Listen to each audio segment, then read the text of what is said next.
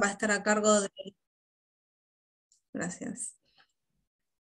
A cargo de Victoria Peterson, que es bioingeniera y doctora en ingeniería en la Universidad Nacional del Litoral, y hizo el doctorado en la Universidad Nacional del Litoral, corregime cualquier cosa, y Sí, no duda, trabaja... porque se me ofenden después. Bioingeniería de la Universidad Nacional de Entre Ríos.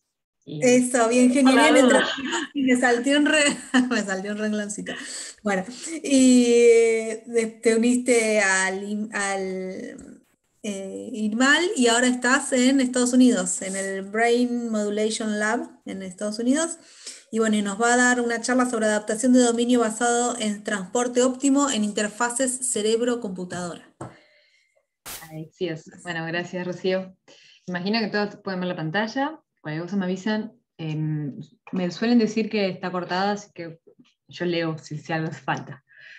Pero bueno, vamos a utilizar estos 20 30 minutos para que yo les cuente de este proyecto, que es un trabajo en conjunto con investigadores del CINC y de RELAB. The RELAB es Rehabilitation Engineering Lab en TH Zurich.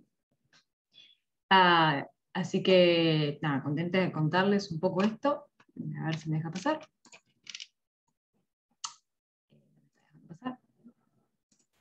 Ok, arranquemos por el principio. ¿Qué es esto de la interfaz cerebro-computadora? Y sobre todo, ¿qué es esto de las interfaces cerebro-computadoras para rehabilitación motora? Que es la aplicación en la que, de alguna manera, nace la idea o la necesidad de utilizar técnicas de transferencia de aprendizaje o de adaptación de dominio. Entonces, supongamos que una persona, por alguna enfermedad neurológica, por ejemplo, o después de tener un accidente cerebrovascular, queda con alguno de sus miembros, y generalmente esos miembros son los miembros superiores, espástico. Por lo tanto, pierde la capacidad de ese control voluntario. Estas personas se suelen hacer terapia de rehabilitación asistida por un terapeuta o por un robot, pero esas terapias de rehabilitación suelen ser pasivas. El paciente solo cierra su mano a medida que un agente externo se lo realiza. Si nosotros pensamos una manera más activa de este movimiento, lo podemos hacer a través de la interfaz cerebro-computadora, es decir, a través de la transformación o de la traducción de actividad cerebral que se relaciona con la intención del movimiento a ejecución del movimiento. Obviamente que si se basa en la actividad cerebral, necesitamos medir la actividad cerebral. Acá vamos a utilizar electroencefalografía de superficie, EEG, que esto se conecta a un amplificador. En el protocolo de adquisición se le pide a la persona que imagine la apertura y el cierre de la mano espástica, por ejemplo, y esa mano lo que se hace es ajustarla a un exoesqueleto o a un brazo robótico, de manera que cuando se produce la detección, hay un feedback que es somatosensorial y también es visual, que cierra el circuito. Entonces, la imaginación se transforma en ejecución a partir de estos diferentes pasos o procedimientos. Desde el punto de vista de Machine Learning, que es lo que es mi área de investigación, ¿qué es lo que está pasando acá? La actividad, esta actividad cerebral, pasa por etapas, y en esas etapas tenemos cosas de procesamiento de señales, en donde se acondiciona la señal, se filtra, se realizan diferentes estrategias, y tenemos luego una etapa, si estamos en el Machine Learning tradicional, de extracción de características, es decir, de aprendizaje de cierta información que está incluida en el EEG, que me permite, a posteriori, la detección mediante algún clasificador que se le denomina, que indique si este pedacito de segmento de eje que estoy analizando en este momento tiene o no tiene la intención de movimiento, ¿no? Sí o no. Obviamente que es este algoritmo de traducción el que luego le indica al workstation, a esta unidad de trabajo, que no solamente presenta el estímulo, sino que también procesa la información y va a hacer el trigger al feedback. Esta es la aplicación y tiene un motivo, y por algo la estamos presentando, pero yendo a los temas bien prácticos, lo que tenemos acá es, de hecho, un problema de dos clases a detectar. Y el paradigma que estoy contando se llama de imaginería motora o de práctica mental de movimientos. Y los datos que voy a utilizar, que se me estoy adelantando, pero van a tener dos clases. Una clase de la persona no está deseando el movimiento, que llamamos REST, o la persona está deseando el movimiento, y entonces, o es una intención de ese movimiento, se denomina Motor Imagery, MI por sus siglas en inglés. La cuestión es que si lo pienso para una terapia de rehabilitación, la realidad es que este tipo de BCI se van a utilizar a lo largo de diferentes días. Eso hace que si esta es mi sesión, y acá hago un disclaimer, perdón, porque mezclo castellano con inglés en las filminas, no las pude cambiar porque estaban ajustadas, bueno, no importa. En fin, pido disculpas.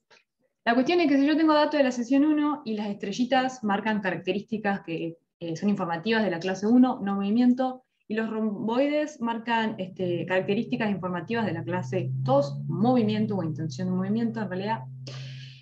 Voy a tener estos features que están localizadamente distribuidas en un espacio y idealmente separadas. Lo que pasa es que cuando yo voy a la segunda sesión, o a otra sesión, que es una tercera sesión, esos datos distribuidos en el espacio van a cambiar ligeramente, pero van a cambiar. ¿Qué significa esto? Hay una variabilidad en los datos que tiene diferentes fuentes, pero lo que es importante es que esta variabilidad es un cambio en la distribución a través de las sesiones, ¿no? Lo que está pasando es que cambia la distribución de los datos a través de las sesiones. Y si yo tengo un clasificador, ¿no? El cual se aprendió con los datos de una sesión que le vamos a llamar calibration data, los datos de calibración, y con esos datos de calibración yo me aprendí un algoritmo de BCI, que decodifica todo. Lo que va a pasar es que los métodos clásicos de decodificación tienen una hipótesis muy fuerte, es que la distribución de los datos con lo que fue entrenado no va a cambiar con los datos que va a ser evaluado y testeado. Y si esto ocurre, y si hay un cambio en la distribución y el clasificador, probablemente, si este cambio es muy, muy fuerte, va a fallar, y va a fallar de manera que hasta no sea útil, o no tenga performance deseada. Bueno, no queremos eso, queremos algo que sea útil. ¿Y cómo podemos, de alguna manera, intentar revocar este problema? Bueno, nace a mi postdoc ahí en el IMAL, la idea de por qué no tomar estas ideas de transporte óptimo y de adaptación de dominio basado en transporte óptimo.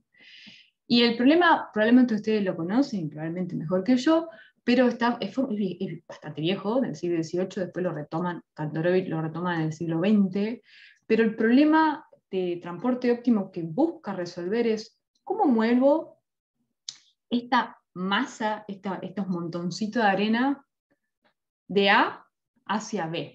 Ese es lo que quiero solucionar. Y no solamente lo quiero mover, sino que el esfuerzo requerido para mover esas masas, esos montoncitos de arena, sea el mínimo suficiente. Esto se lo estoy contando como que si fuese quiero mover estos montículos de arena de un lado para el otro, pero podemos pensar en esos montículos de arena que en realidad son representaciones o ilustraciones de probability measures, ¿sí? Entonces lo que yo quiero es cómo puedo hacer que esta medida, esta marginal, esta medida de probabilidad A, o acá le llamo S, ya vamos a ver por qué, ¿cómo hago para que se parezca a la de T? O sea, ¿cómo lleno los espacios vacíos entre una y otra? Bueno, esto lo puedo pensar de la siguiente manera, como para linkear un poco las cosas. El problema es el siguiente, ¿no? Yo tengo los datos de calibración que van a pertenecer, en nuestro caso, lo vamos a pensar como son el source domain, el dominio fuente, o el dominio original. Y los datos de testeo, donde yo quiero que el algoritmo ande y está fallando porque cambió, la distribución la vamos a llamar target domain o domain objetivo, donde quiero ir, donde me apunto. Quiero aprenderme un operador, que acá lo llamamos F, este operador F, tal que pueda entender cuáles fueron esos cambios en la distribución. Me quiero aprender ese operador, y este operador va a intentar llevar, de hecho acá lo tengo, es el push forward operator, va a intentar transportar la marginal MUES, o sea, la distribución de probabilidad de los datos source, va a intentar llevar a los datos target, va a intentar que sean lo más parecida posible. Esa es la idea de Optimal Transport. Y Algo que, bueno, por eso se denota el forward acá, esto es una denotación, lo que decimos que empuja de alguna manera, lo que hace es llevar desde el origen hacia el objetivo a estas masas de probabilidad. Y yendo un poquito más, ¿cómo lo hacemos? ¿Cómo lo resolvemos? Bueno, ya me estoy yendo al problema discreto, que es lo que nosotros terminamos computando computacionalmente. Hablo entonces de la formulación de Kantorovich, en donde en vez de tener, vuelvo para atrás, perdón, el transportation mat, lo que tengo es un plan de transporte, ¿sí? Lo que voy a tener acá es, relajo un poquito, tengo un plan de transporte. Hablando mal y pronto, una matriz que me dice cómo asignar las cosas. En donde ese plan de transporte lo busco en un conjunto de posibles couplings y lo tengo que buscar a partir de una definición de una función de costo. Por supuesto va a estar asociado a lo que yo quiera minimizar, por ejemplo la distancia euclídea. Esto se conoce también como la distancia de Barzentain, y la muy conocida distancia de Barzentain, por lo tanto sabemos que es bastante complicada de computar, y que, pero bueno, por suerte, en 2013, Couturi y colaboradores proponen una versión regularizada, esta formulación de Kantorovich, en donde se le suma un término de regularización, de penalización, que penaliza la negentropía, la entropía negativa. De esta manera lo que tengo es unos transportes un poco más suaves. ¿Y qué estoy hablando de transporte un poco más suaves? Es esto que se quiere mostrar aquí, ¿sí? Esta foto está sacada de esta fuente, donde algo muy sencillo, un caso unidimensional, supongamos que tenemos este montículo de masa y este otro montículo de masa. Por supuesto que mover desde los extremos es lo que más costo asociado tiene, y es lo que podemos ver en la matriz de costo. Si utilizamos si hacemos un plan de transporte utilizando la formulación de Kantorovich, esta formulación de Kantorovich es bastante dura, por lo tanto, lo que hace es, si lo pensamos como montículo de arena, es solamente voy a tomar una cucharadita de una muestra de mi de probability measure del source y lo voy a llevar a un solo puntito del target. Eso hace que tengamos un plan de transporte 1 a 1, que se ve acá muy claro porque tengo como es claramente una línea. Cuando lo suavizo un poco, es decir, cuando meto la penalización con la negentropía, lo que hacemos es ya no hacer una asignación 1 a 1, sino más bien yo puedo tomar una cucharada un poco más grande y a ese montículo de arena esparcirlo en todo un área, ¿no? Entonces, lo que termino teniendo es algo muchísimo más suave en ese sentido, con sus ventajas y sus desventajas, ¿no? Bien, ¿qué tiene todo esto que ver? Bueno, en 2017, Couturi y colaboradores, ellos proponen utilizar transporte óptimo para adaptación de dominio, y lo muestran en diferentes aplicaciones de Machine Learning. Un hermoso paper, que os invito a leer.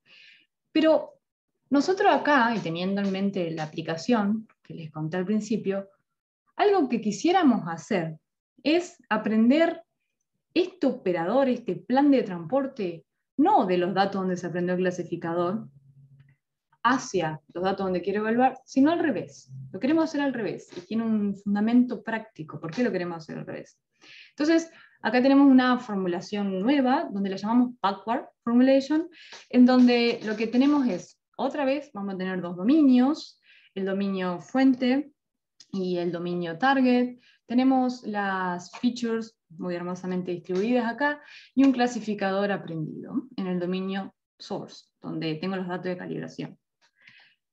Lo que nosotros proponemos es, y a diferencia de la formulación original, como estaba diciendo, es ir de target a source, es decir, aprenderme esos cambios de distribución de los datos desde el dominio target hacia el dominio source. De esta manera, vamos a poder transformar los datos del dominio target, o sea, los datos de testeo, y llevarlos para que sean mucho más parecidos a los datos del dominio source, de manera que el clasificador que yo ya había aprendido ande. No hay necesidad de entonces reentrenar.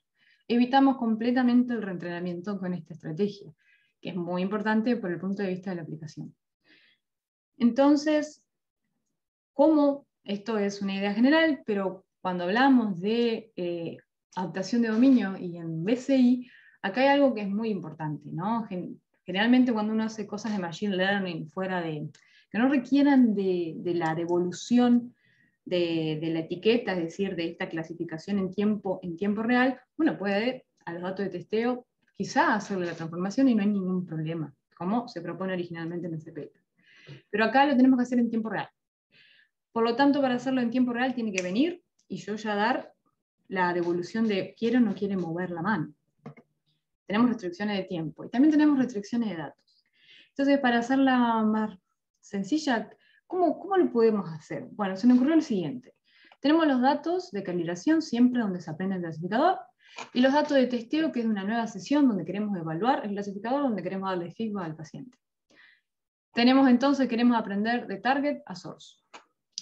¿Qué es lo que necesito siempre para aprender cambio de distribución? Y obviamente que voy a necesitar un pedacito, un subset o un pedacito de datos que me permitan de alguna manera estimar cómo cambiaron los datos del día 1 al día 2.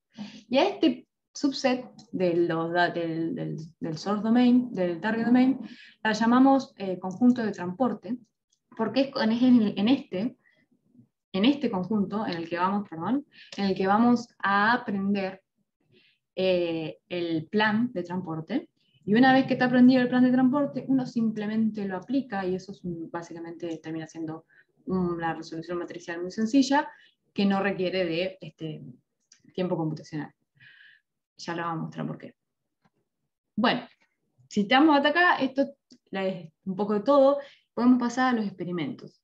Los experimentos lo hicimos con una base de datos que registré cuando estaba haciendo una estancia en Suiza, donde tenemos 2 sesiones tomadas en 2 diferentes días, 10 sujetos con ningún tipo de afección neuromuscular, en donde se le pidió que realicen la imaginación de mover la mano o no hacer nada. O sea, tenemos la descripción de la BCI que hablaba al principio.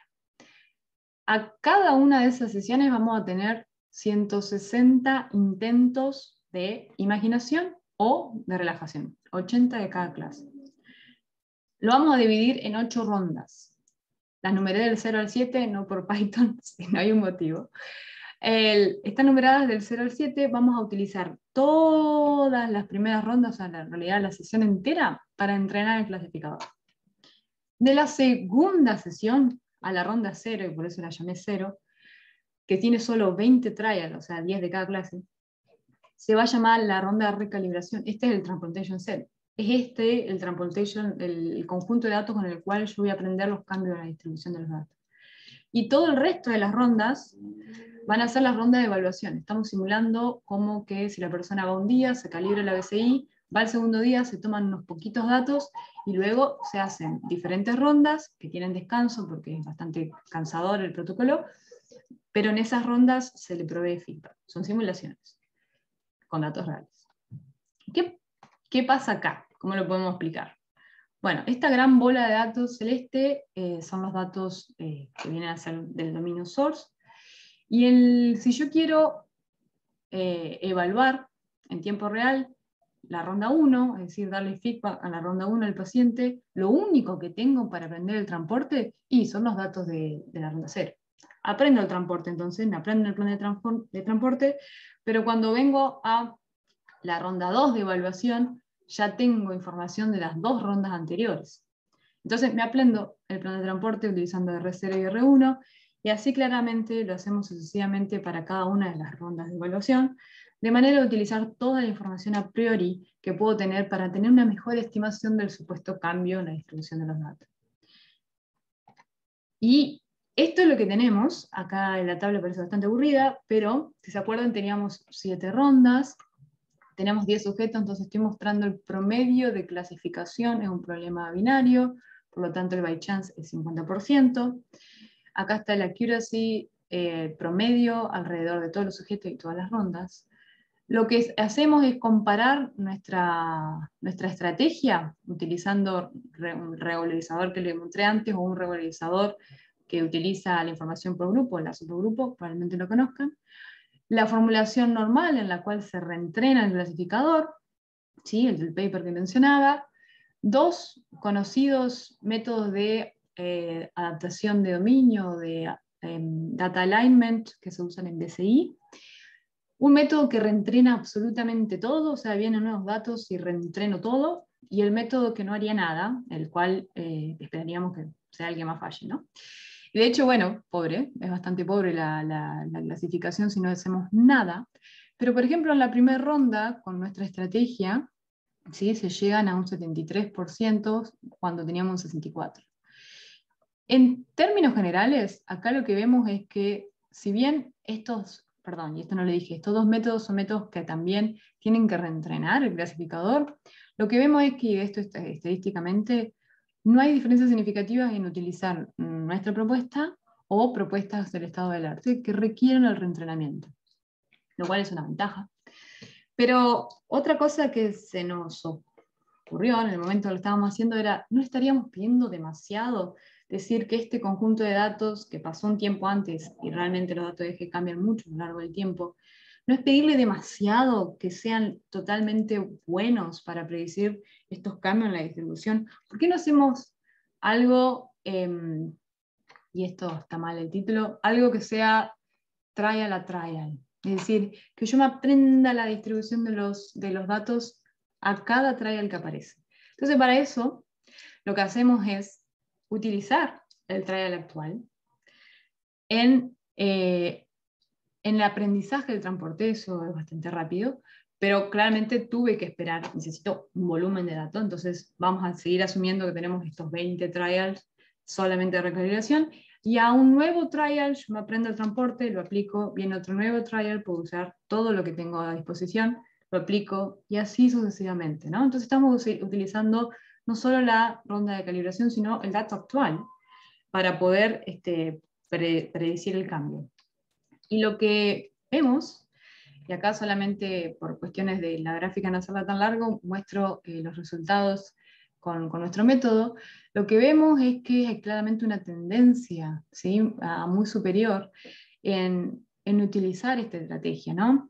Obviamente que es significativamente mejor a no hacer nada, pero también es significativamente mejor a este método que reentrenaba todo, y bueno, con este no es significativamente, pero se observan mejoras. ¿Qué pasa con el tiempo que me lleva realizar este proceso? Porque ustedes me pueden decir, bueno, pero si la verdad que vos haces todo este proceso y al final en vez de darle el feedback a los 0,5 segundos, se lo das al minuto, y no es muy útil. La buena noticia es que utilizar la adaptación de dominio, el tiempo que me lleva a adaptar es 100 veces menor que el competidor en accuracy. O sea que tenemos un método que da buenos resultados en accuracy y es mucho más rápido. Desde el punto de vista de la aplicación, por supuesto, mientras yo más rápido le pueda dar el feedback al paciente, menos delay haya entre la intención y el deseo, va a ser mejor. Entonces, ¿cuáles son los mensajes para llevar? Bueno, hay un montón de técnicas de adaptación de dominio que nos permiten atacar la variabilidad de los datos. Acá utilizamos estas técnicas basadas en transporte óptimo, donde proponemos una forma de atacarlo al revés, backward, de target a source. Pudimos evitar el reentrenamiento, claramente, o sea, los datos el clasificador no se debe reentrenar, donde además de hacer eso, hemos mejorado la predictividad. Y no menor, lo último que acabo de decir es que lo que estamos teniendo desde el punto de vista más práctico es un algoritmo que tiene menores tiempos de delay entre el deseo y la evolución del feedback. Con eso imagino que estoy en tiempo, agradezco a todos y quería simplemente mencionar que por suerte este proyecto está nominado a ganar el BCI Award de este año, que es el Brain Computer Interface Award. Así que bueno, vamos a ver qué pasa. Gracias.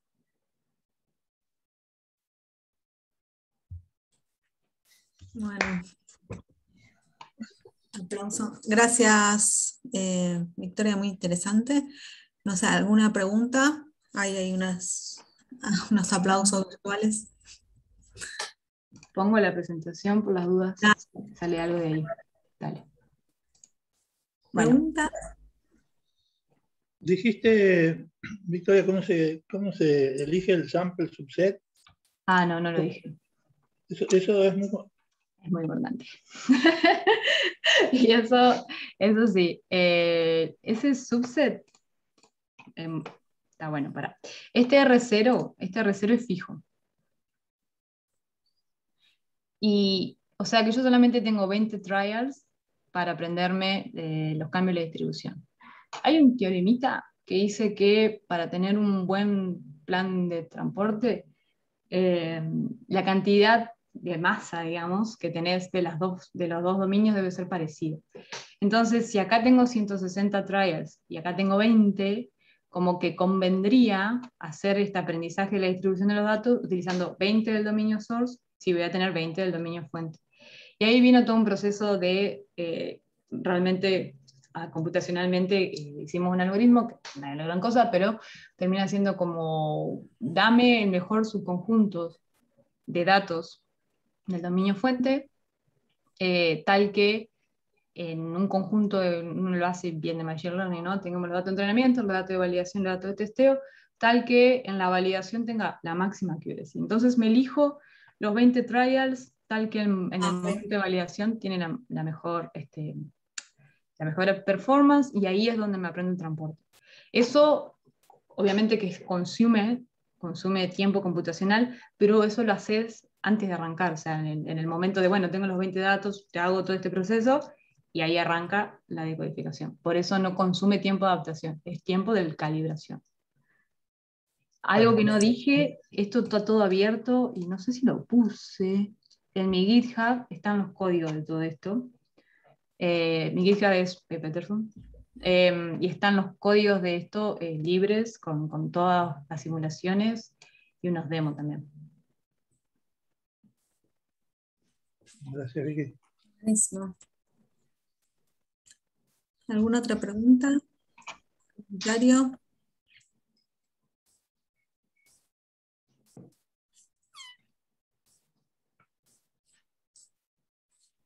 No. Bueno, entonces te agradecemos, la verdad muy interesante, súper interesante todo. Muy bueno, voy a ver tus códigos. Bueno, gracias. La verdad que para mí es un orgullo estar participando en la UMA, así que como una charla invitada. Así que muchísimas gracias. La verdad que estoy contenta cuando me llegó ese correo. Gracias, no, gracias a vos y no, y realmente muy interesante, muy,